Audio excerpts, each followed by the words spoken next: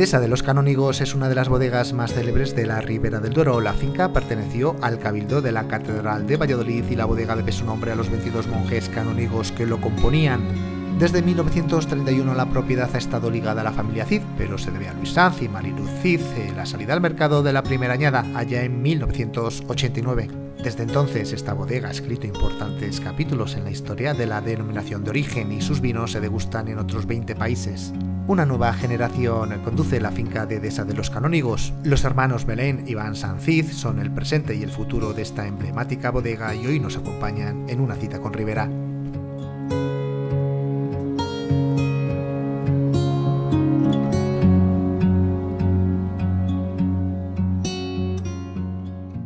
Belén y Iván, bienvenidos a una cita con Ribera.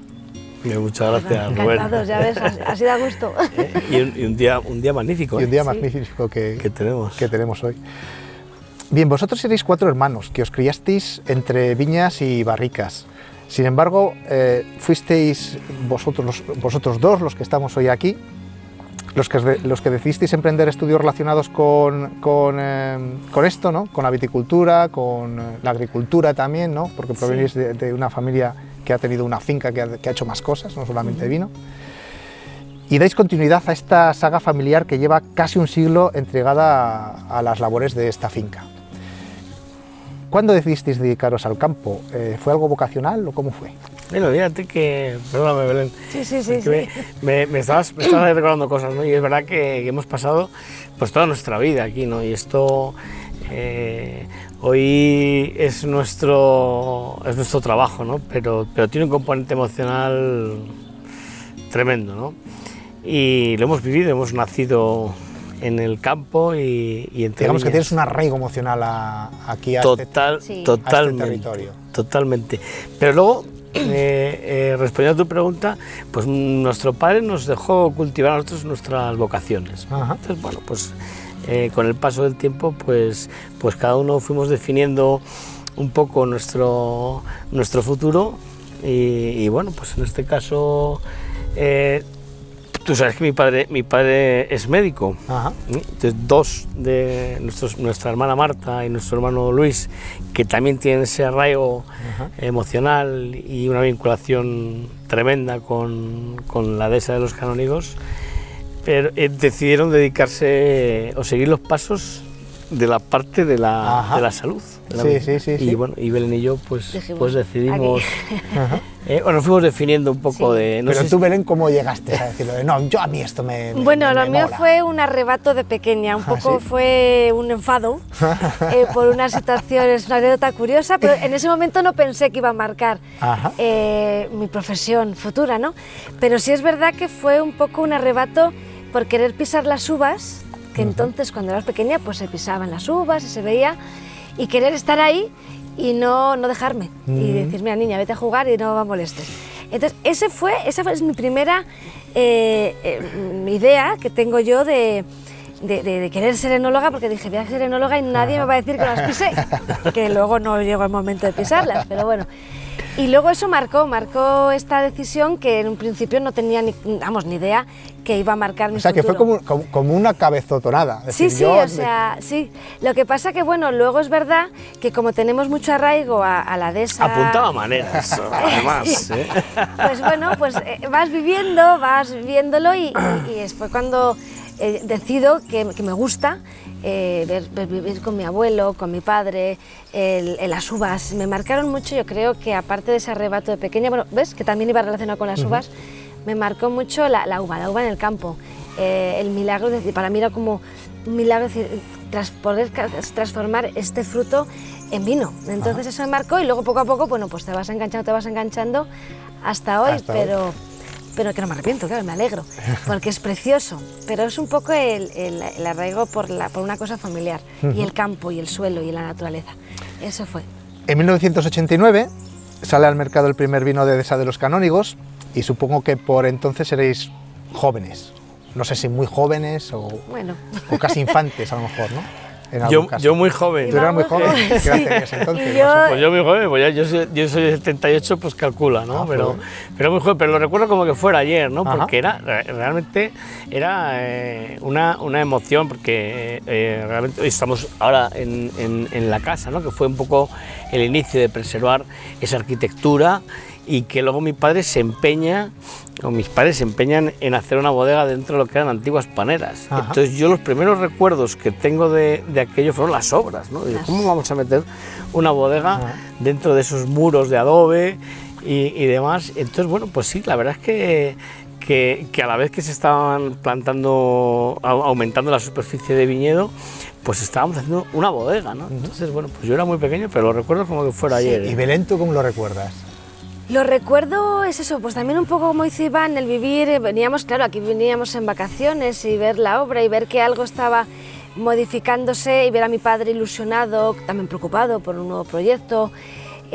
Recuerdo pues a Antonio que te iba diciendo y nos contaba y venía con mi padre, cataba los vinos. Entonces recuerdo imágenes de mi padre con Antonio en la bodega catando un vino en una barrica, por ejemplo, o de repente viendo un depósito. Entonces recuerdo la situación, eso, y también entrando con cuidado a ver si nos mandaban a la calle otra vez, porque también podía pasar. Me imagino que bueno, el mayor momento de ebullición de la bodega suelen ser los momentos de vendimia. ¿Recordaréis también algún momento así, ¿no? Cuando Sí, llegaba la vendimia. Porque fíjate, porque aquí ya se hacía vino, ¿eh? Pues la uva se vendía, y aquí pues papá hacía unas barricas, y yo recuerdo aquel lagar en el que no te dejaban pisar uva, pero a mí sí, ¿eh? Es que, claro, a mí no me recuerdo aquello, ¿no? Y a mí una vez me preguntaban cuál es el mejor vino, y me viene a la memoria pues esos aromas que de pequeño tiene uno, y yo recuerdo aquellos aromas de aquel lagar y aquel vino que yo creo que me dejaban probar un poquito, ¿no? Con gaseosa, supongo. No, aquí la gaseosa tampoco, ¿eh? Me dejaban un... Es políticamente incorrecto. Era un poquito... No, pero con pan y azúcar, ¿no? Pero bueno, pero sí Claro. recuerdo esos aromas, ¿no? Y esos momentos que bueno, con muchísimo cariño, ¿no? Hombre, también recuerdo yo un respeto, porque claro, estamos hablando, nosotros éramos mucho más pequeños, y entonces yo me acuerdo, cuando venía Antonio, venía Mariano, Claro. yo les miraba a ellos con mucho respeto, además, porque ambos en el trabajo son de semblante serio. Entonces les veía con mucho respeto, un poco de temor, como diciendo, bueno, pues te digo, no meterte escuchando a lo mejor detrás de algún muro, de algún depósito, escuchar. Yo me acuerdo a Mariano, a Antonio, a mi padre, y recuerdo sí los inicios de eso, de curiosidad, un poco de temor y mucho respeto. Yo les veía bueno, para mí eran impresionantes, lo sigue siendo, lo siguen siendo. Claro. Pero entonces me marcaba un respeto y mucho mayor, mucho más... Sí. Aún conservamos alguna botella, pues bueno, ya mi padre pues le ponía una etiqueta y tal, y ponía obsequio para nuestros amigos, ¿no? Pues no se comercializaba, pero yo creo que ya, como tantos en la Ribera, ¿no? Que han sido pioneros y han sido gente muy valiente, ¿no? Que ha marcado un hito, ¿no? en el mundo del vino. Y bueno, pues de aquí mi reconocimiento a todos ellos. Y ya, pues bueno, pues tenían esa ambición o esa visión de que la Ribera era algo grande, y bueno, pues hoy realmente podemos disfrutar de su legado, ¿no? Pues sí. Ahora contadnos un poquito, si quieres empezamos por ti, Belén, y luego seguimos por Iván. ¿Cómo fueron los primeros pasos hasta llegar a la dirección de DESA y qué balance podéis hacer de todos estos años? Los primeros pasos, ¿te refieres desde... Cuando empezaste, ¿cómo empezaste? Porque yo me imagino que... en el 98, ¿te refieres? Puede ser antes, o sea, en el 98 tú ya entras como enóloga. Entro como enóloga, pero sí. Probablemente tú ya habrías hecho por aquí, habrías dado tus pequeños pasitos, ¿no? Hombre, yo, entro como directora técnica, o sea, lo que es así legal, por así decirlo, o sea, profesional, en el 98, pero sí recuerdo un poco antes, en el 97, esa añada tan difícil, que, bueno, pues ahí vi también la situación estresante, difícil, preocupante, también de un negocio como el nuestro, que dependemos de la intemperie. Todos recordaremos, o la mañoría, esa añada del 97 tan complicada. Y entonces, bueno, pues para mí esos inicios, esos momentos, como fue el 89, de una añada increíble, una añada bonita, que casi todo te viene solo, a un, por ejemplo, 97, que era complicado, y Antonio, ese año iba a elaborar yo. Y Antonio me dijo, Belén, va a ser que creo que vas a seguir aprendiendo. Entonces, esa añada la viví con Antonio, no como directora técnica, pero sí como, bueno, pues ayudante o aprendiz. Y en prácticas, por decirlo de alguna manera, me acuerdo además, no solamente estuve aquí, sino que también, bueno, pues me fui con Mariano, me fui a varios sitios. Y entonces creo que el inicio de una bodega, igual que el futuro, también está en momentos difíciles, pero claro, siempre de superación. Son parte de las vivencias. Y de buscar un futuro, decir, bueno, quiero mejorar, quiero ir para adelante, nunca quedarte atrás, sin olvidar los años anteriores y buscar eso. Entonces yo creo que todo se relaciona, un pasado, un presente y un futuro. Siempre tienes que ir conjugando las tres cosas a la vez para no olvidarte de todos los momentos, tanto difíciles como bonitos, e intentar superar en el futuro y el presente. Bueno, el presente se vive en el momento. Eso ¿Y tú, Iván, pasaste algún momento chungo?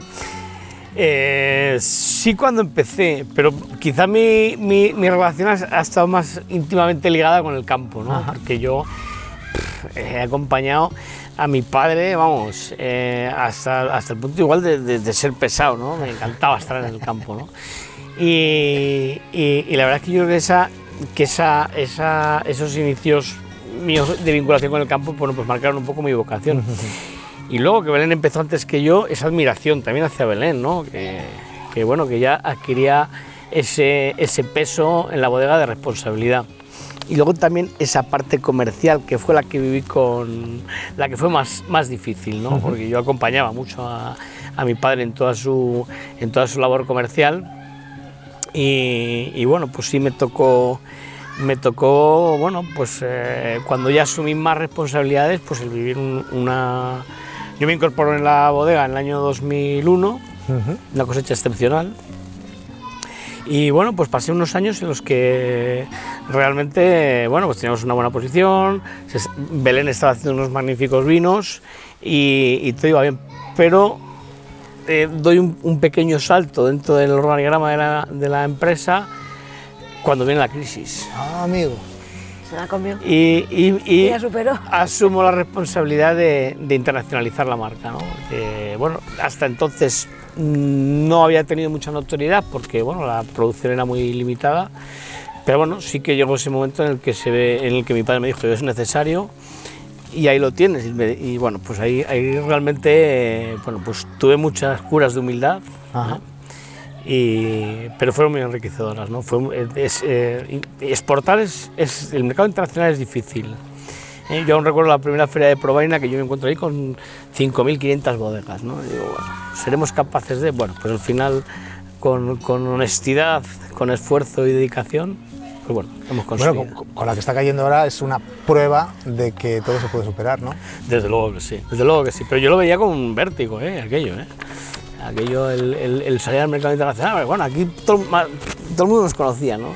Y yo recuerdo una anécdota en Alemania, en Düsseldorf, cuando un importador con el que ahora tengo una relación muy próspera me dijo, de esa de los canónigos, pero esto se pronuncia mal.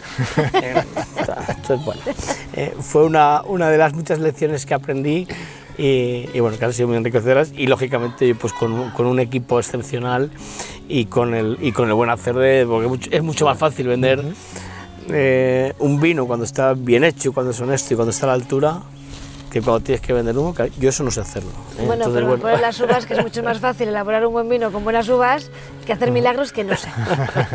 Bueno, Jesucristo lo hacía. Jesucristo lo hacía, pero no me dijo cómo, entonces o tengo buena materia prima... No lo dejo escrito. Me estás sacando anécdotas, cosas, me estás ahí hurgando ahí en esas cosas que... Oye, pues hablando de anécdotas, Iván, cuéntanos de dónde proviene y qué significa esa máxima familiar de antes uvas que cubas.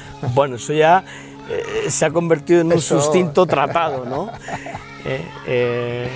Bueno, la verdad es que una de las cosas, de las muchas cosas, ¿no?, que tenemos que agradecer es esos valores heredados, ¿no? Y hemos aprendido que en el campo es donde está el principio de todo lo bueno que pueda venir después, ¿no? Y eso lo tenemos grabado a fuego, ¿no? Entonces, eso yo creo que ya ha sido muy nombrado y, como te digo, vamos, es una máxima que seguimos a rajatabla en conjunción con otros valores, ¿no?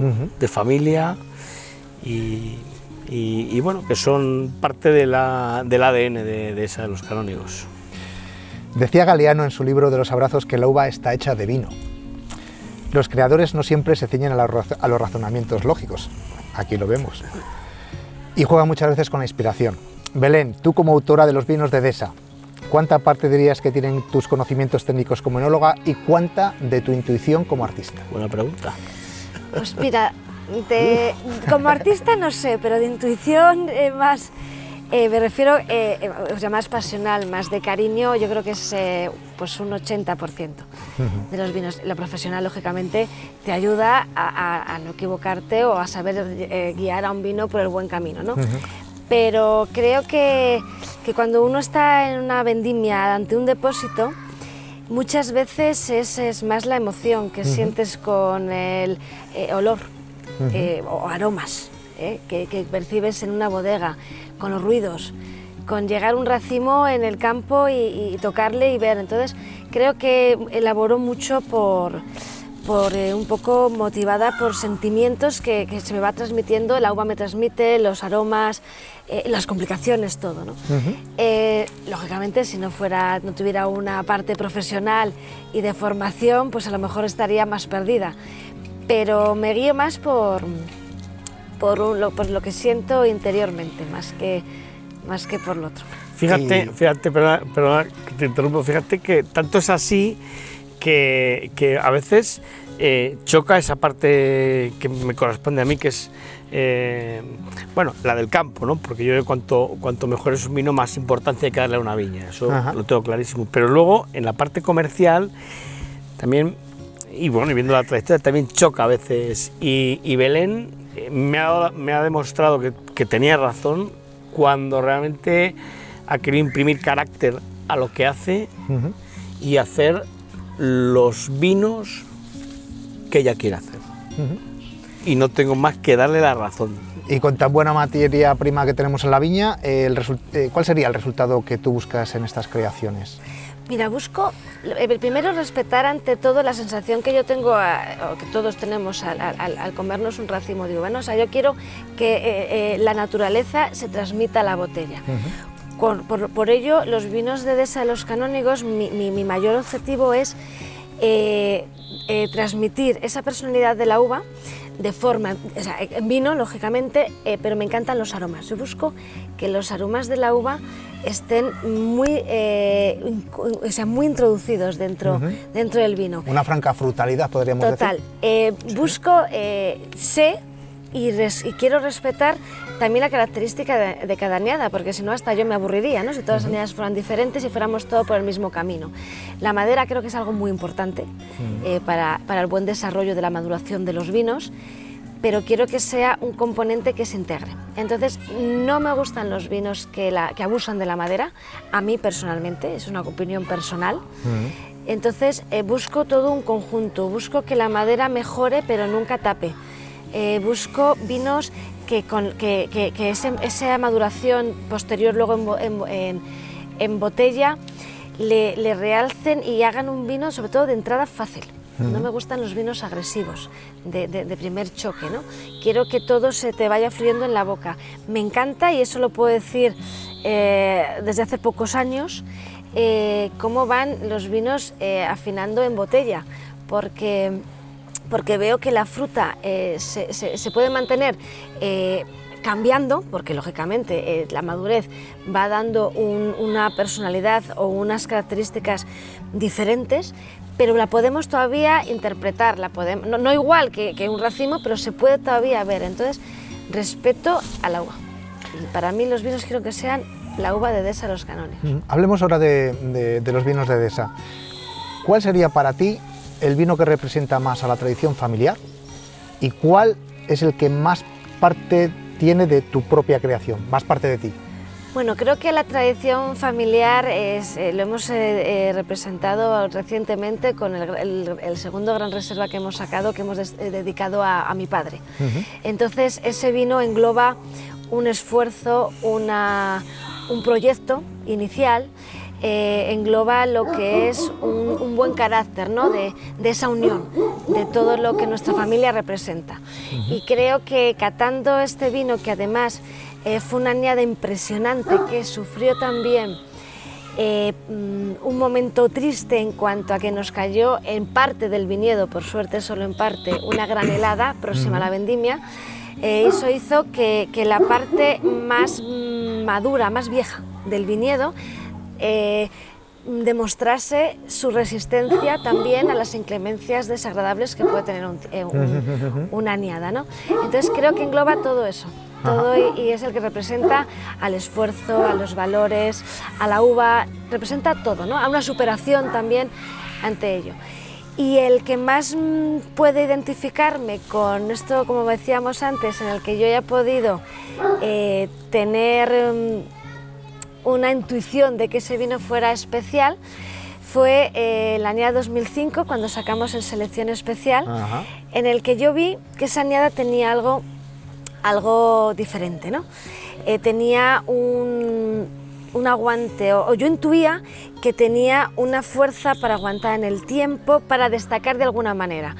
Sí que hay un poco de temor, porque llega un momento que también al principio de llegar a esta profesión te tiras a la piscina y todo te parece facilísimo y todo te parece que vas a sacarlo, ¿no? Pero con los años y según va aumentando el conocimiento de la responsabilidad que tiene el llevar una empresa familiar, una empresa de esta condición, ¿no? Y entonces te entra un poco el temor de hacerlo mal y equivocarte.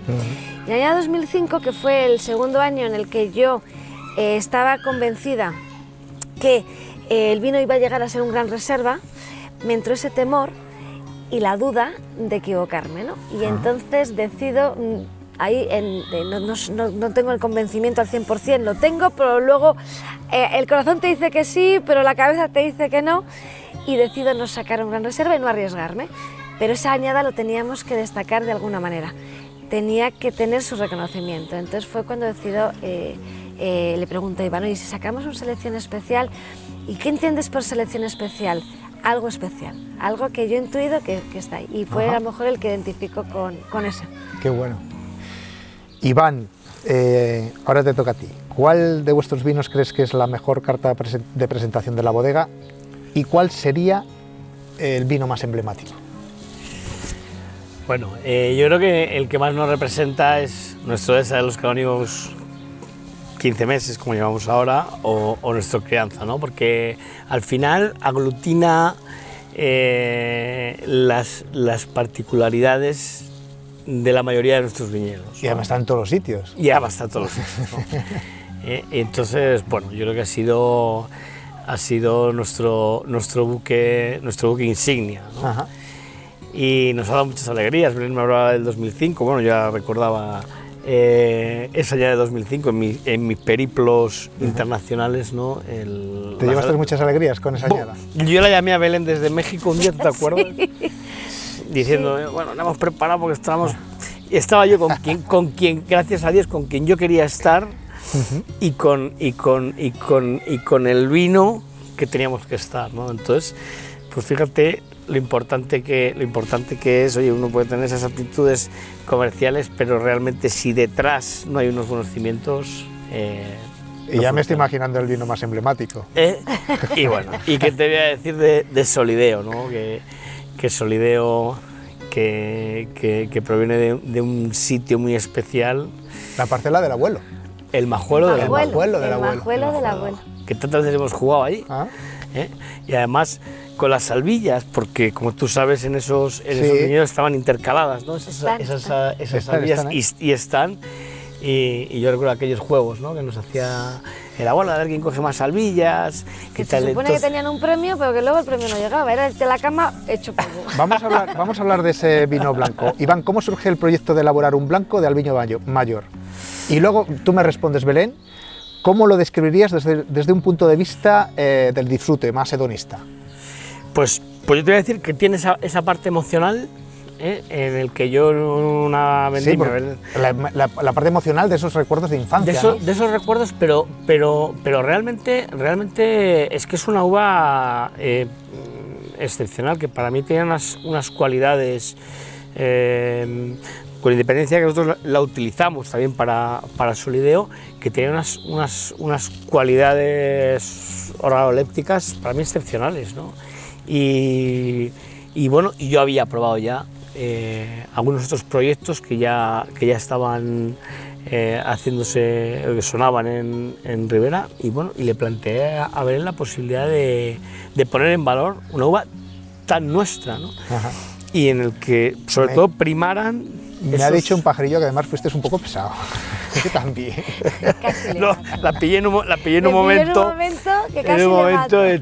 Pero yo realmente confiaba en la uva, y sobre todo confiaba en la capacidad de Belén de interpretarla, ¿no? Porque lógicamente había que buscar el camino. Para nosotros era un camino inexplorado, y más para Belén, y más cuando se lo dije, ¿no?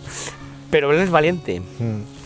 Y lo hizo, y yo ahora pues me alegro mucho con muchos proyectos que he hecho yo con Belén, ¿no? De haber tomado esa iniciativa, pero que nunca hubiera sido una realidad si no hubiera sido por el empeño de Belén, y luego realmente de querer buscar una cosa, un producto excelente, y yo creo que es así. Habéis sido uno de los pioneros con la Albillo Mayor. Cuéntanos, Belén, ¿cómo interpretarías o cómo definirías ese vino desde ese punto de vista que comentamos del disfrute? Bueno, yo creo que es un vino que sorprende porque te da matices y te aporta sensaciones que son nuevas para el consumidor en general, porque no hay ningún otro vino. Yo no digo ni que sea mejor ni peor que otros, ni más especial ni menos, pero sí es muy identificativo y muy personal, ¿no? Entonces te encuentras con una unión de recuerdos, porque siempre asemejamos a ciertos vinos ya conocidos o ciertas variedades conocidas. Entonces es una unión de todo, ¿no? Pero creo que es una variedad que todavía nos tiene mucho que enseñar. Desde un principio, bueno, yo, como bien ha dicho Iván, me pilló en un momento así previo a la vendimia, casi le mato, no por la idea, sino por el momento en el que me lo planteaba. O sea, es como decir, Belén, de hoy para mañana ya, o sea, hazlo, ¿no? Pero luego estoy rodeada y tenemos la suerte de contar con buenos amigos dentro también del sector del vino blanco. Así fue. Y me apoyaron, daros cuenta que yo era de tinto. Uno aprende técnicas y profesionalmente en los libros, ¿no? Pero la verdadera enseñanza se adquiere en una bodega, y yo no había tenido de esa enseñanza para nada, puesto que de esa siempre había sido de tinto, y el blanco que utilizamos, Albillo, siempre va junto con la uva tinta, ¿no? Hasta que empezamos con este proyecto.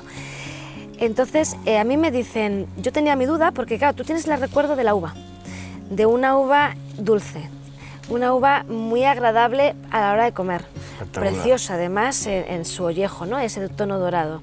Y entonces te tienes que ir hacia lo que conoces, porque la uva del Albillo junto con la tinta, que es lo que he empleado y la defiendo y la seguiremos empleando y prima en nuestra bodega, lo que yo buscaba en esa unión era más boca, un aterciopelamiento en la boca, porque sí que veo que ese grado glicérico que tiene como que te enterciopela, ¿no? Te suaviza esa astringencia que puede tener la uva tinta en determinadas ocasiones. Pero claro, yo en blanco no me lo imaginaba así. Entonces me dicen que, me recomiendan el que la uva puede fermentar en madera. Y eso me da mucho miedo, porque dije, esta uva tan delicada, tan fina, te da un poco de miedo, porque parece como que la madera es un poco una garra que la va, ¿no? Pero bueno, tienes que hacer la prueba, y con cierto temor, yo siempre, como te digo, y más con los años, vas siendo un poco más comedida en ciertas cosas, decido probar en acero y en madera. A ver qué pasa, porque la uva la tienes que conocer para poder opinar, y luego también tener una proyectación de futuras elaboraciones. Y me di cuenta, para mi sorpresa inicial, que es una uva que no solamente aguanta esa madera, sino que se beneficia mucho en la boca. Engrandece mucho la boca y la madera, pero aparte esta uva tiene la capacidad de no dejarse maderizar, porque tú en ningún momento, estamos hablando de paso por madera prolongado, ¿no? Y además madera que no es de una madera de muchos años, o sea que estamos hablando de una madera, nosotros en nuestro caso es madera de un uso, ¿no? Pero aún así te asusta. Al principio es decir, la madera se va a apoderar porque le ves como algo muy poderoso que tiene su garra muy firme. Y no solamente la beneficia, sino que la uva sale airosa de esa agresión, entre comillas, favorable de la madera, de esa garra de la madera. Y no se deja para nada apoderar, ¿no? Y entonces la ves, una delicadeza, pero una delicadeza, es un vino delicado, pero un vino que tiene, ¿cómo decirlo? O sea, personalidad de decir, o sea, voy a marcar mi camino, pero ese camino es muy abierto. Luego, el acero inoxidable, lo que yo vi es que respetaba mucho la fruta, que creo que también es muy importante, y respetaba sobre todo ese aroma que junto con la tinta no la percibes, es neutro, ¿no? Entonces me sorprendió ese aroma también tan variable, tanto en fermentación, luego como en botella, la maduración de un vino albillo en botella cada vez me está sorprendiendo más. No tengo una experiencia muy amplia, ¿no? Porque estamos hablando del primer vino que elaboramos un 15. Pero algo todavía que creo que me falta mucho por conocer, que nos va a dar muchas sorpresas favorables, y creo que va a ser un vino que va a introducirse muy bien en el mercado, porque creo que también va a dar paso a que la gente no quiera comparar, porque odio las comparaciones, ¿no? Entonces va a marcar su camino y la gente va a seguir, o sea, va a ser un vino que en todo momento va a poder estar compartiendo mantel con muchos grandes vinos impresionantes que tenemos blancos también en nuestro... ¿Cómo me ha gustado eso que has dicho? ¿Lo de cuál? Porque como yo pongo a hablar, hablo. Bueno, que no es un vino para comparar, ¿no? Sino que es para defenderle su autenticidad y su simplicidad. Sí, va a compartir. Este lo compro. Vale. Me ha gustado. Y yo también, lo comparto. Estoy completamente de acuerdo. Yo también, desde luego que sí. El último en sumarse a la familia en tintos ha sido Quinta Generación, se llama el vino. ¿Qué representa este vino y hacia qué público va dirigido? Bueno, este vino también representa, como todo lo que hacemos en Dehesa, también representa a la familia, ¿no? Porque surge, también se le ocurre a Iván, en este caso sí que fue un momento más tranquilo cuando me lo propuso. No, pero siempre que yo pienso en estas cosas en compañía de Belén. Sí, estábamos juntos. Cierto, estábamos de repente, juntos, hablando de... ¿Qué te parece si hacemos un vino más joven, ¿no? Entonces, yo lo tenía claro. Para resumir, tenía claro que quería un vino fresco, quería un vino que representase aún más la uva, que representase juventud, pero que no se olvidase de lo que es ser un vino, ¿no? Que tuviera muy claro que ese vino es un vino. Entonces representa eso, representa más a la juventud, a la frescura. No voy a hablar de edad porque la juventud, por eso digo juventud, porque la juventud, bueno, pues puede ser muy amplia, y sobre todo va destinado a aquellas personas que no tienen todavía muy definido y les da un poco temor empezar por un vino un poquito más complicado, ¿no? En el aspecto de estructura.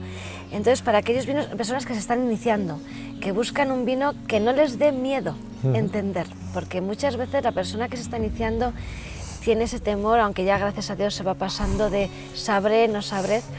Y aparte de eso, una vez que ya has roto el hielo, que ya has entrado, que ya te ha quitado esa inquietud, que también te cree el deseo de querer profundizar más en el mundo del vino, ¿no? Querer ir un pasito más.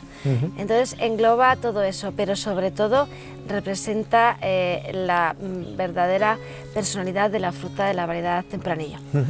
Fíjate, puedo añadirte... Sí, claro. Fíjate que el poder hacer ese vino supone sacrificar parte de esa uva que nosotros dedicábamos a hacer nuestro Dehesa. Y una de las cosas que a mí me viene a la cabeza cuando yo le propongo a Belén hacer esto fue el primer vino que hizo mi padre en el año 89, que saca, él cuenta esa anécdota, porque evidentemente era una inversión muy importante, ¿no? Y cuenta esa anécdota de, bueno, pues había que sacar vino porque corrían más las letras que los camiones, ¿no? Y saca un vino con 4 o 5 meses de barrica. 6, creo que era. O bueno, sí, por ahí. 4, 5, 6, ¿no? Pero que realmente, porque en aquel momento que hablamos de esto estábamos probando pues, por robles, ¿no? Que quizá, en nuestra opinión, pues, se abusaba en algunos casos de la madera y demás, entonces queríamos volver otra vez a hacer ese vino honesto, ¿no?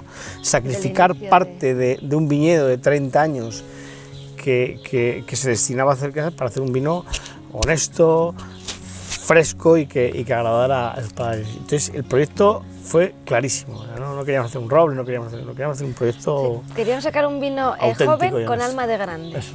Y de hecho por eso lo limité, porque daros cuenta que vamos, en el caso de quinta generación yo no elaboro de una manera diferente, o sea, para mí, excepto mi solideo, que eso sí que es un especial cariño y entonces sí que, bueno, pues es un viñedo aparte. En el caso de quinta generación es adelantar esa crianza, como surgieron los primeros robles de Ribera, ¿no? Entonces yo le dije, Iván, yo hago un sacrificio, pero no tanto, me refiero 30.000, bueno, le dije 20.000, luego al final me convenció a 30 y ahí no se va a pasar. Puesto firme, porque estamos sacrificando esa de los canónigos en cuanto a cantidad. Pero es un acierto porque también si lo que queremos es tener futuro en cualquier bodega, tenemos que abrir también el consumo a las nuevas generaciones. Sí lo fue, Claro, fue por eso acierto, le dije que sí cuando me lo Pero porque fue un proyecto honesto, proyecto honesto y realmente, o sea, yo no me esperaba que iba a calar tan profundo en esos paladares que se inician, pero que se quieren iniciar con cosas que merezcan la pena. Y realmente fue un éxito de calidad, pero también fue un éxito comercial. Sí. Aunque hay poquito y no estamos en disposición de hacer más, pero realmente yo estoy muy orgulloso de haber conquistado esos paladares jóvenes y que lo tengan como referente para luego tener un largo futuro consumiendo grandes vinos. Bueno, pues ya llevamos un buen rato de entrevista.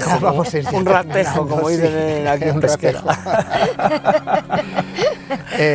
Para finalizar, cuéntanos, Iván, ¿tenéis algún proyecto futuro que podéis contarnos ahora, que podamos adelantar?